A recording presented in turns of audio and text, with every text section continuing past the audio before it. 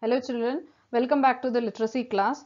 So today's video is all about the types of nouns. So it has been a long time since we have discussed the common, proper, countable, uncountable and certain kinds of nouns, but I couldn't make a video of it. And already there is a video related to common and proper nouns which we have already discussed in the last year, that is your grade 2. So that video is already available in the Google Classroom, you can refer to that. So today's video is almost going to be about countable, uncountable and compound nouns. So common and proper noun, I'll give you an example. Common noun is just as, it's not specific, it's just common. For example, when you talk about common noun, students, it's a common noun. But when you talk about proper noun, it's all about specifying something, okay? Like if I'm taking some student's name, there is where it becomes a proper noun. So when you give a name to it, it is a proper noun. When there is no name, generally you are telling what it is, then it is a common noun. Okay. So next we will be looking about the countable and uncountable nouns. So already we have discussed this in the class and we have done some practice sheets also under that.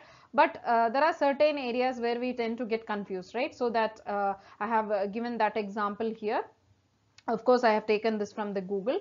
So countable, as it says, its name itself tells us that we can count it. A noun that can be counted is called as a countable noun. So countable noun have its own form, like it can be specified in singular as well as plural form. Now singular and plural form we have already learnt. It's nothing but when it is one, it's singular. When it's more than one, it's plural.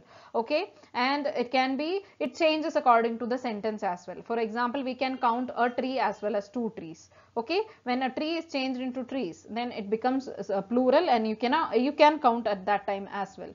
And at the same time, when you use these nouns in a sentence, the usage of verb will also change. Verb in the sense the irregular verbs like is, or, all these things. So here the example is there. The book. Book is a single word, that's a singular. So there is one book. It means there is one book. But when you say books, you can say two books, three books, number of books, right? So when you use that in the sentence, when you use the singular noun in a sentence, the irregular verb we use is. The book is old. The books are old. So there is a difference between all these things, children. You need to understand that. So here the is and are, they are irregular verbs. Okay. So it depends upon the words. It depends upon the singular nouns that we use or the plural nouns we use. So countable nouns are the nouns that can be counted, literally can be counted. And uncountable nouns, they don't have any forms. Like you cannot specify it in plural form. It's only one word. Okay. It cannot be, you cannot add s at the end of it to make it plural and tell it that you can count. No. Uncountable nouns, by the name you cannot count them. So they have only one form. They don't have plural form. For example, butter, you cannot say butters. Okay, only butter. Always use a singular verb and you cannot use a, an, or a number before them. For example, sugar is sweet. Sugar only. That is, you cannot say sugar are sweet. Okay, that is not the right form. Sugar is sweet. Always you will use the singular verb. This is irregular verb. Is and are singular verbs. I mean, they are verbs. Okay, they are irregular verbs. So is a singular verb and are is a plural verb. So since uncountable nouns, they don't they don't have any specified plural form, you will be using is as the sentence. In the sentence, is as the irregular verb. Now you cannot put the word a rice, a bread, two rice, two bread. That's wrong. Breaths, that is also wrong. Okay. So uncountable nouns, there are only few kind of specific words that comes under uncountable nouns. For example, your ideas, abstract ideas. So when we were discussing about the different definitions of noun, we came across the definition that noun is a name of a place, person, animal, thing and idea. So idea is nothing but you cannot touch that idea, you just can feel it, or you may sometimes not see it, you can only feel and experience it. So some of the words that are uncountable are, for example, love, freedom, education, luck, help, beauty, music, thunder. Okay. Then made of smaller parts. Some things that are made of smaller parts like sugar, rice, salt, sand, flour, dirt, dust, traffic, grass, spaghetti. All these words, they cannot be counted. You can count it only when it is in some kind of container. For example, a spoon of sugar, it should be transferred into something so that you can count it. But generally, if you talk about sugar, you cannot count, sugar. Or you say a pinch of salt, right? They are the words that we use to make it countable, but it cannot be counted separately. It cannot be counted. You cannot take each grain of salt or sugar to count it. Okay, that is wrong. Then some kind of food items, when it is cut into small parts, like bread, fish, cheese, chocolate, meat, bacon, food, ham, all these things, as I said, if you transfer it into some container or some vessel, that time you can tell a plate of a plate of food, something like that. But you cannot separately say count and tell I have this many number of food. That's wrong. Okay, there are times when we tend to make that mistake, but it's not right.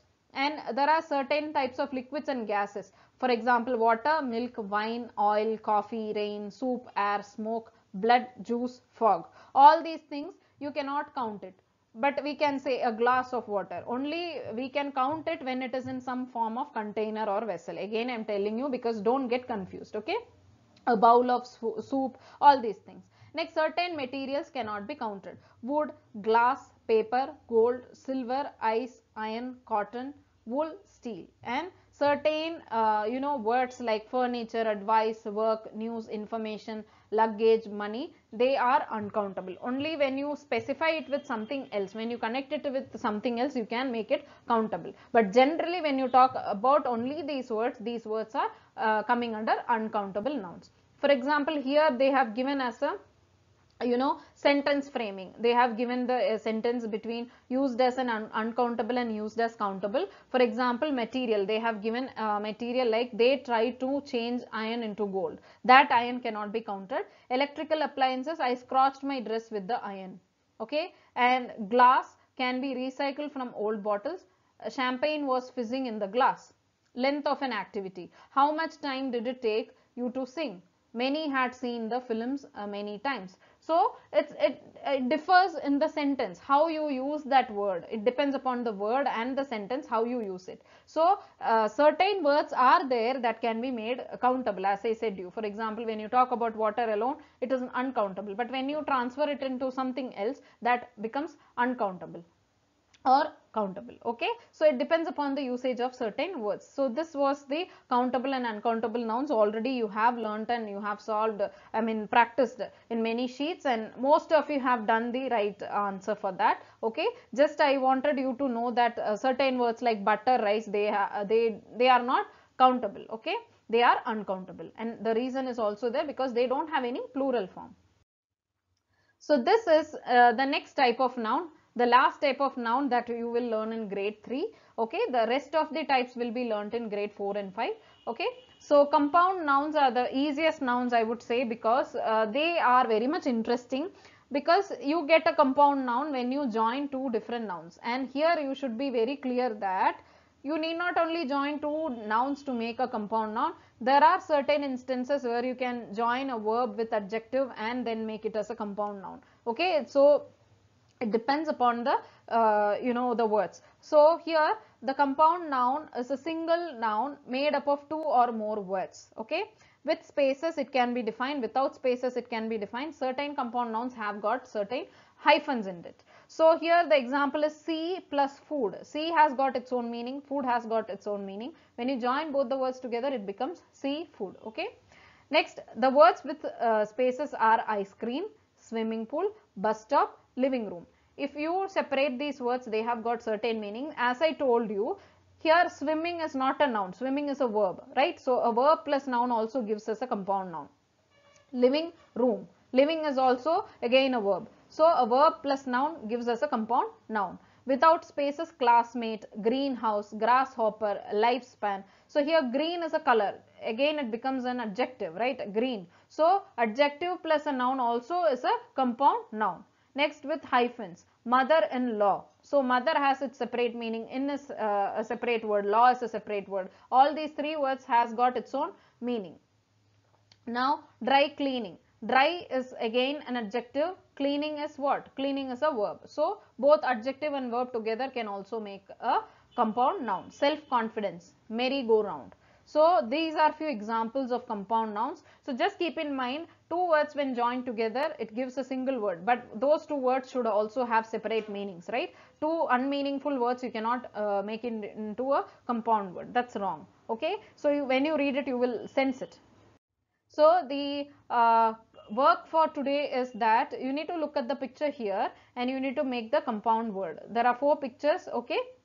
So the first one I'll tell, arm and chair, armchair. So this is how you have to join two words and make a compound noun. The second worksheet, it's there in your literacy booklet. It talks about the the first part of the compound noun is there in this box. The second part is given jumbled. It's not it's not in a proper order. What you have to do is you have to find the matching word for it, and then you have to write it. For example, coffee maker, they have given the example. I will give you traffic jam. So jam is here somewhere in the 4th or 5th place. So you have to match it. Traffic jam. You need to write it, traffic and jam together. So that is a compound noun. So you have to find all these, you have to fill all these blanks using the correct compound noun, that is jumbled here. Don't match the same word here, that is a car and a gallery. That is a wrong word. It's jumbled. I'm telling it again and again. Don't get confused. So I hope you have understood the different types of nouns. So don't forget this. Keep